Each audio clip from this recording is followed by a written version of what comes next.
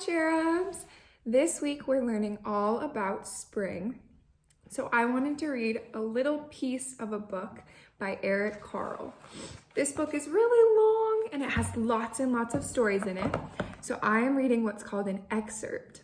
An excerpt is when you just read a tiny piece of a big story. So we're just going to read a tiny piece about spring today. I'm going to read the page and then I'll show you the pictures after I read it. So now it is spring. After a few months, the snow has melted. It is really spring. Birds fly by, the sun shines, rain falls. The seeds grow so round and full, they start to burst open a little.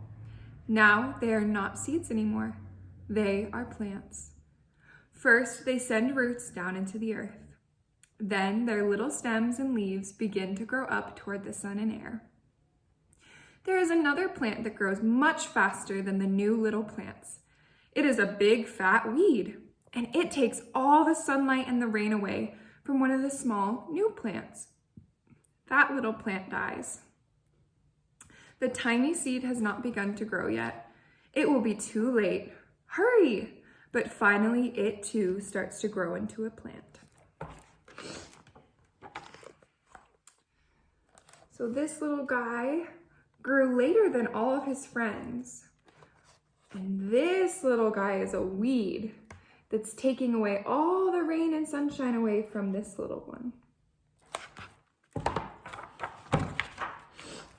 The warm weather also brings the children out to play. They too have been waiting for the sun and springtime. One child doesn't see the plants as he runs along, and oh no, he breaks one.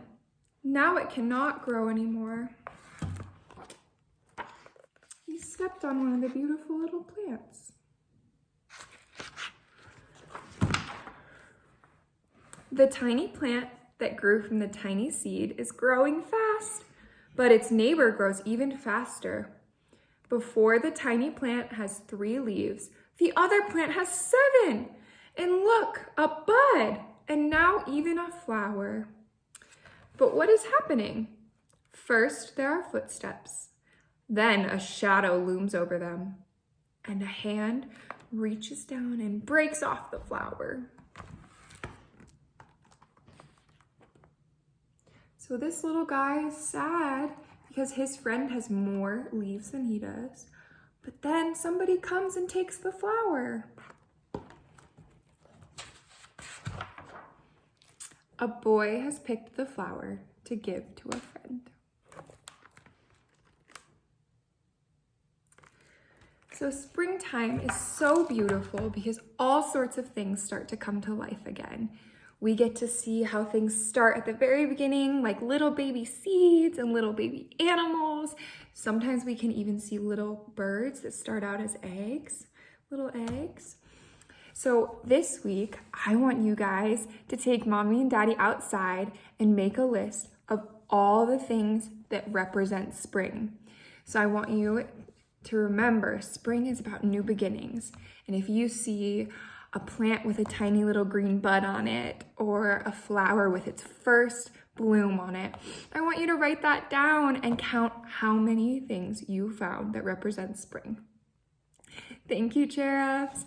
I can't wait for next lesson.